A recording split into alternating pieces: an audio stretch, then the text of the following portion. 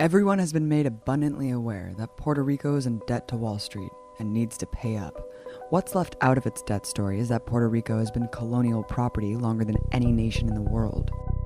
And for over a century, their economic path has been mandated by the very same government now demanding they pay for the problems they caused. It doesn't see many perks of being in the clutches of the beast. Unemployment and poverty rates in Puerto Rico are double that of the poorest states in the US. And there isn't much they can do about it, with no real political representation. The recent debate over the bailout package known as Promesa is one illustration. Yes, the territorial clause of the Constitution of the United States says that they are territory and that therefore they are property of the United States of America. The Jones Act imposed on the people of Puerto Rico the most expensive merchant marines in the world. Imposed on the people, cost $500 million a year. Why don't we lift that from them? I mean, we believe in democracy. We believe they should be free. Why don't we lift that from them? You are imposing a junta, because that's what they're calling it. There will be no difference between this junta and the junta of Pinochet in Chile, as far as the international community is concerned. To find out more about Puerto Rico's crisis, I sat down with Professor Luis Barrios, former chair of Latin American Studies at John Jay College.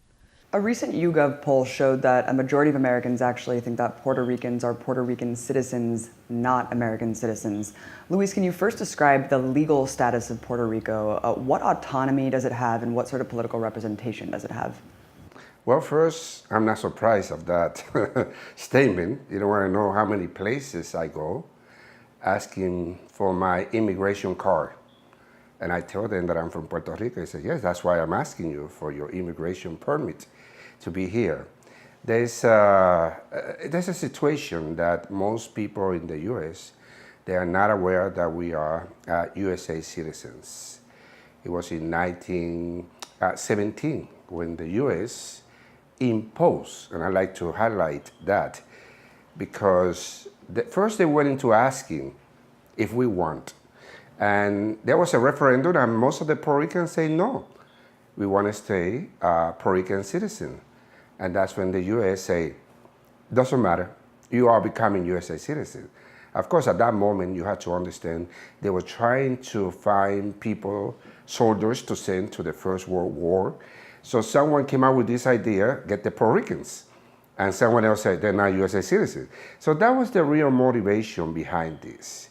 But of course, also, it's very important that we understand that it's a second-class citizenship. So Puerto Ricans in Puerto Rico do not have the power to vote for the President of the United States. But it's not only that. We don't have the power to elect people from Puerto Rico to go into the USA Congress. So we have the power to elect someone that we call a commissioner resident in Washington, someone who can talk but no vote. The other is like for jumping into international economy. No, we are subordinated. Doesn't matter that we are citizens of the United States. The U.S. make all the decision with whom, how, and how much. What is the Commonwealth? In 1952, it was established as that after decades of suppressing national liberation movements. What does that do? First, the big motivation behind the so-called Commonwealth, that we're still trying to find a definition, at least in Spanish, it's a Estado Libre Asociado. And if you go into translation to that, it's supposed to be a state, it's supposed to be associated, it's supposed to be free. And we know that it's not a state, it's not free, and it's not associated. So we have no idea what is the real meaning of the so-called Commonwealth of Puerto Rico. They like to say that it was Luis Muñoz Marín who came up with this brilliant idea. No, it was the USA Congress, people there who want to legalize. Everything that they do in this country is always legal. Doesn't matter that it's slavery. Doesn't matter that they're going to execute you.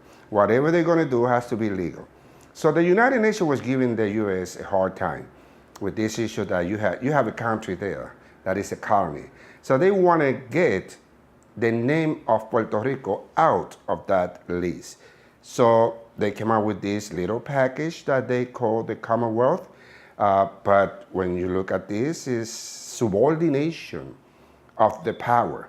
Because our Constitution that came out from there is more or less a copy album of the U.S. Constitution. But from the beginning to the end, there is something clear. All the power is surrendered to the USA Congress. You know, we can't understand Puerto Rico's situation today without, of course, looking at the centuries of colonial rule. Going back to the Spanish, what effect did 400 years of Spanish colonization have on the development of Puerto Rico? Well, I think that was the big foundation. From 1492, when Spain first did the invasion, and then 1508 is the colonization, putting the first governor in Puerto Rico, Juan Ponce de Leon. Into 1898, everything there was subordination. The early stages of Spanish conquest divvied up the tens of thousands of indigenous Taino Indians to either be killed or serve as slaves. African slaves were also brought in large numbers, and all were put to work in mines and on farms. Slave labor converted the island into nothing but a massive cash crop for coffee, tobacco, and sugar. During that time, the Puerto Rican people were constantly under threat, not only from their colonizers, but other empires, the Dutch, French, and British. During the late 19th century, thousands of indigenous people, peasants, former African slaves, and more banded together to mount huge insurrections against the Spanish crown. In 1897, Spain was forced to concede and granted Puerto Rico official sovereignty. We were independent for 12 hours when we became aware that the U.S. did a military invasion into Puerto Rico through Guanica, July 25th, 1898. They said, okay, so they just got rid of the Spain flag and they put the USA flag. We're not going any place, and they're still there. We're still trying to get them out of there. The burgeoning U.S. empire declared themselves the new rulers of Spain's prison nations, launching bloody military invasions across the region. At the end of the Spanish-American War, the U.S. had invaded and seized the Spanish colonies of the Philippines, Cuba, Guam, the Marietta Islands, and Puerto Rico. How was Puerto Rico governed after the U.S. took it over in 1898? With the U.S., it was a face-to-face confrontation. We are here, you come from nowhere, and you saying that this is how we're going to do things. And one of the first things that they did was saying that the primary language in Puerto Rico was English. And that was effective from 1898, more or less, until the 30s. They were trying to eradicate the Spanish language. Always, no, it's nothing new. Always the empire, when they do the invasion, they need to control how it is that people communicate. They need to hear, they need to listen. Immediately, they imposed the currency, they imposed the post office, they imposed the USA citizenship, they imposed recruiting Puerto Ricans to fight every single war that they've been fighting the whole history in the 20th and 21st century. We've been there. So yes, it's like you're a second-class citizen, but we're going to use you. Puerto Rico as a U.S. colony began under direct U.S. military rule. The top seat of power, a governor, was a U.S. military officer appointed by the president. There were no elections for the rest of the government, only U.S.-appointed colonial lords. In 1900, a so-called civilian government was established, allowing a small sliver of legislators to be elected by Puerto Ricans, but all powers still held by Washington. A vibrant and dedicated independence movement was shaking the island. Fearing the Puerto Rican people deciding Puerto Rico's fate, President Truman tried to make cosmetic changes to create the illusion of democracy.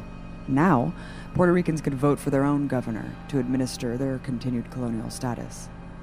Later, the island's label was changed to a Commonwealth, which was just a new way for the US government to legalize it as a colony. What happened with agriculture and political repression during that 50-year block, leading up until that movement that forced the Commonwealth and the first actual election? There was a plan from the beginning to transform the social economy of Puerto Rico without taking into consideration Puerto Ricans. So we are an agriculture country with the biggest production, sugar, tobacco, and coffee. And then other products that we use. It was something that demonstrated that we had the capacity to produce what we need, okay? The US came with this plan to convert Puerto Rico from an agriculture into an industrial country. The plan from the beginning was, and this is where we are to understand all this so-called crisis. The plan from the beginning was, we need to move Puerto Rico into producing what they don't need and buying what they need. When the first civilian governor of Puerto Rico, Charles Herbert Allen, was appointed in 1901, he had plans to expand Puerto Rico's sugar slave economy. Allen used his short term as governor to appoint dozens of political operatives that would later grant him easy access for exploitation. He soon became the president of the largest sugar refinery in the world, the American Sugar Refining Company. As author Nelson Dennis notes, by 1930, Allen and U.S. banking interests had converted 45% of all arable land in Puerto Rico into sugar plantations. These bank syndicates also owned the postal system, the entire coastal railroad, and the international seaport of San Juan. By 1934, 80% of all the sugarcane farms in Puerto Rico were owned by a U.S. banking syndicate. Allen and the American Sugar Refining Company set the template for all of them. With a rising industrial economy, U.S. business wanted to make more money out of its colonial project. So the government implemented a series of tax incentives to attract private capital into Puerto Rico, called Operation Bootstrap. Plantations became refineries and factories, causing devastating consequences to the social fabric of the island, and causing a mass exodus of farm workers to the U.S. Those who stayed were subjected to a horrifying racist program. Between 1936 and 1968, the U.S. waged a eugenics campaign to sterilize as many Puerto Rican women as possible. During that time, a shocking 1/3 of all women living in Puerto Rico had their ability to have a child taken away. First, they went into testing in Puerto Rico for more than 20 years, birth control pills. When it was ready, they brought that here. But a lot of women died in Puerto Rico during that type of experiment. And then they went without telling Puerto Rican women that they were going to be sterilized. They started doing that to stop the Puerto Rican population. There was a complete displacement through Fomento Cooperativo to get Puerto Ricans out. And they started sending people here, agriculture here. Danny Shaw is a professor of Latin American and Caribbean studies at CUNY, who's lived in the South Bronx for the last 20 years. He took me to El Maestro Boxing Gym, which is a hub of education about the Puerto Rican independence movement, bearing a mural of national heroes and freedom fighters. The desire for sovereignty from U.S. bondage is reflected here in generations young and old. By converting Puerto Rico into this what's called monocultivo or monoculture sugar-producing island, there's nothing to sustain the population. So the Jibaros, or the peasants of Puerto Rico, are forced to migrate. They face a very harsh environment. Once they get here to Harlem, to the South Bronx, they face widespread bigotry and racism. The Italian American communities and Irish American communities that were here saw the Puerto Ricans as the outsiders, as the newcomers. They were chased down the block. They were excluded from neighborhoods. While the U.S. treated Puerto Ricans as others, they were more than happy to call them equals when sending them to war. When President Wilson granted citizenship in 1917, virtually zero volunteered to fight for their new flag in World War I. So he made it compulsory, and just 2 months later sent around 20,000 to the killing fields. Since then, Puerto Ricans have been sent to die in every U.S. war. Puerto Rican soldiers were also used as guinea pigs for American chemical weapons and drugs. Not only that, but entire islands of Puerto Rico were turned into testing grounds. Culebra, which hundreds of Puerto Ricans called their home, became a practice range for U.S. bombs. When mass community protests forced them to stop, the U.S. Navy simply shifted to the neighboring island of Vieques. In 2000, Puerto Rican environmental activists and Amigos del Mar, or Friends of the Sea, stormed the Statue of Liberty and hung the Puerto Rican flag demanding the U.S. military leave. Today, those islands are plagued with environmental devastation. Cancer rates for the community on the island are astronomical, and unexploded bombs still litter the area. For the Pentagon, Puerto Rico wasn't just a testing ground, but a launch pad. When you look at the physical location of what we call the Americas, the enter into the Americas is Puerto Rico. It's the first island. So it was military strategy. And that's why the last empire who invited us, which is the US, we've been saying that different from other countries, Puerto Rico do not have US military bases. The whole island is a military base. Okay, show me one invasion to a country in Latin America that do not depart from Puerto Rico. Or the whole issue of training. Before dropping the orange agent in Vietnam, it was tested in Puerto Rico in El Yunque for 10 years.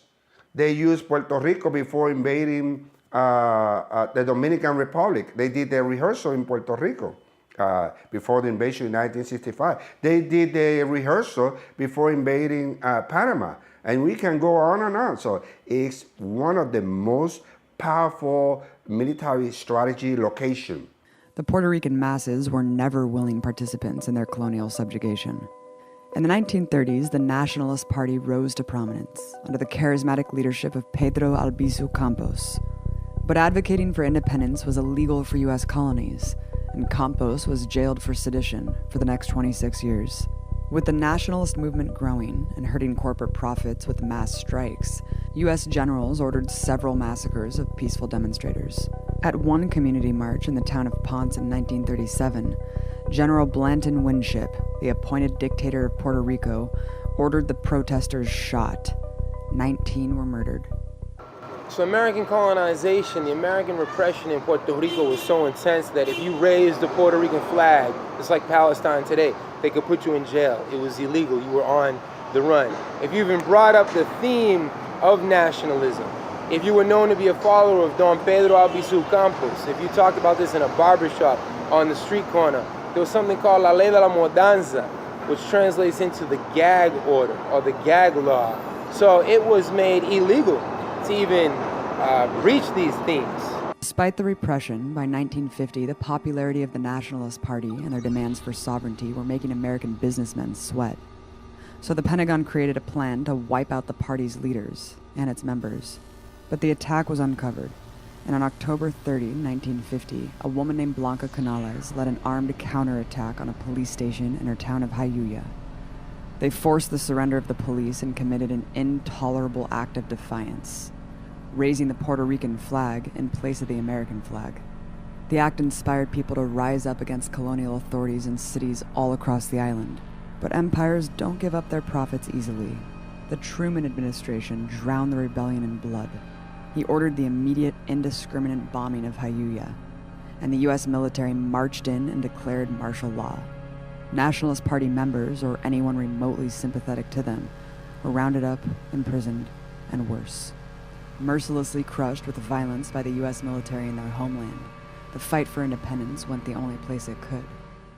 So when the Puerto Ricans were in the middle of their uprisings in 1950, 1954, Jayuya, Utuado, over here you see a massive response. And Lolita Lebron and Rafael Cancel Miranda, some of the individuals who this gym is named after, my son Ernesto Rafael has the name of Rafael Cancel Miranda. They say that an attack on us in Puerto Rico is an attack on Puerto Ricans everywhere, and they make a decision in an attempt to say that Puerto Rican blood was worth as much as American blood, and if you were killing our people back home in Puerto Rico, there would be grave consequences to pay here for the top U.S. policymakers. In 1954, a factory worker named Lolita Lebron led 3 other armed nationalists into the U.S. Congress, unfurled the Puerto Rican flag, and with a cry of "Que viva Puerto Rico Libre," opened fire. 5 congressmen were shot and wounded. The 4 revolutionaries were arrested and given life sentences. Lebron had written in what she thought was her final letter, "I am not sorry. My life I give for the freedom of my country. The United States of America is betraying the sacred principles of mankind in their continuous subjugation of my country." By the late 60s, Puerto Rican youth in a group called the Young Lords coalesced into a huge nationalist political organization, most notably here in the South Bronx. The Young Lords were the maximum incarnation of the Puerto Rican people coming alive here, demanding national liberation, not just in Puerto Rico, but here in the U.S., feeling solidarity with the African American population, with poor whites, with Native communities. And the Young Lords were born in these very streets. It's the contradictions here in the ghettos of America and the most oppressed communities where immigrants are forced to come, that the Young Lords come alive. The Young Lords have as their slogan, "Pa'lante, siempre pa'lante," forward, always forward. And they carry out the independence struggle here in the belly of the beast. And Puerto Ricans came here 30, 40 years ago and they lived in the most neglected communities. And today these same communities are the most neglected. In the early 1970s, the city's sanitation department would pick up trash. But once they got to 86th Street and 96th Street, they said, well, we finished picking up the trash because who lives further uptown? Well, it's the Puerto Ricans and it's the African Americans. We don't need to go up there. So the Young Lords said, we're going to take power into our own hands. They started picking up all the trash in the public housing, in the streets, and they brought it into the middle of Fifth Ave, and they lit it all on fire. And that forced the city of New York to move further uptown and to pick up the trash. That was called the trash campaign of the early 1970s. There's also the story of Lincoln Hospital. The neglect in the healthcare industry was so intense here in the South Bronx that once again the Young Lords said we're going to take power into our own hands. They invaded a wing of the South Bronx and they set up their own clinics for the people to deal with tuberculosis and other illnesses that were affecting the communities. And they mobilized all of the healthcare workers and there was strong community support. None of this could have ever been done without the support of the community. So the legacy is very strong and inspiring today. The repression, just like in Puerto Rico, was very intense here. There were outright murders of Young Lord leaders. There was FBI COINTELPRO campaign to divide and conquer. But the Young Lord's legacy definitely lives in another generation of Puerto Ricans today who continue to fight for the independence. Throughout the 80s, the FBI worked to pick off the leaders that survived COINTELPRO. Political prisoners like Oscar Lopez Rivera still languish in U.S. prison, as he has for over 35 years. Today, the FBI continues to relentlessly spy on and attack Puerto Rican liberation activists. All the while, U.S. corporations continue to cash in on the huge tax incentives to move their production to the colony. But in 2006, when those corporations decided to leave for even bigger profits, it immediately triggered a recession. Unemployment surged. Luckily for U.S. multimillionaires, Congress made Puerto Rico's debt tax-free too, so it was bought up by drooling American investors, hedge funds, and Wall Street banks. They knew their investment would one day pay off, when they could have the government put a knife to the throat of the island.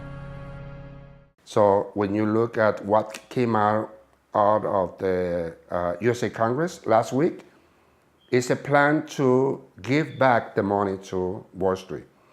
But how it's going to happen? You have to take away social investment.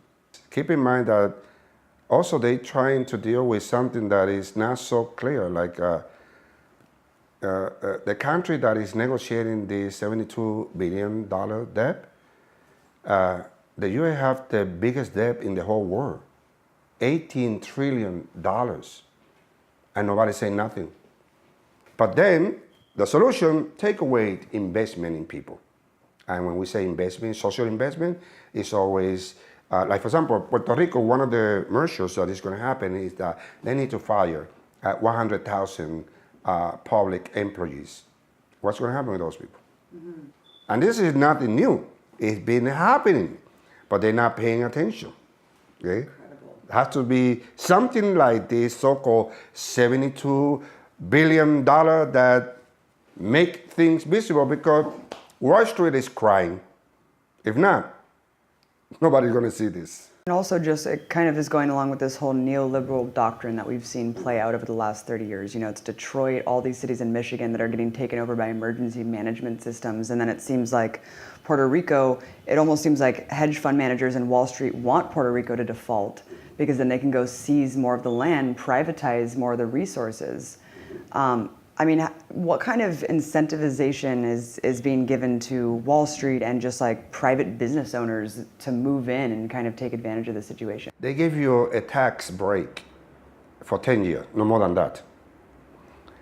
You don't pay taxes there, you don't pay taxes here. But then this incentive started in the 40s. And you can't show me one of these corporations paying taxes. And then you say, but the laws say that after 10 years, yeah, but before the 10 years, they're going to change in the name of the corporation, and then we have to start again. The U.S. recession in 2007 deepened Puerto Rico's hardships. We have 4 million Puerto Ricans in the U.S. and 4 million in Puerto Rico. We have half of the population out. Someone needs to come and say, what's wrong? When the United States gets a flu, Puerto Rico gets an pneumonia, because what they do is they transfer the social contradictions or the loss of profits, they transfer them down to Puerto Rico.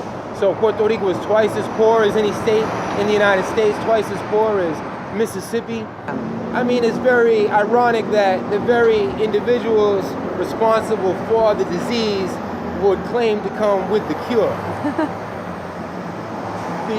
Puerto Rico doesn't have a $70 billion debt. It's the U.S. government and the U.S. policymakers and the exploiters that have the $70 billion debt. Puerto Rico is owed reparations for years and years of outright pillage, of theft, of exploitation of the Puerto Rican, the Jibaro, the peasant. The pharmaceutical industry has been thriving for decades in Puerto Rico, where Pfizer and Johnson & Johnson have corporate loopholes, tax loopholes. So all that money is owed to the Puerto Rican people. We can't imagine a solution with the contemporary relationship that exists between the U.S. government or the colonial overlords of Puerto Rico and the Puerto Rican people. Colony is the problem. It's not the death. Death is a symptom. We need to find a solution to the real problem, which is the colonial status in Puerto Rico, that the U.S. do not want us to find a solution. So that's where the main issue is, but they don't want to go there.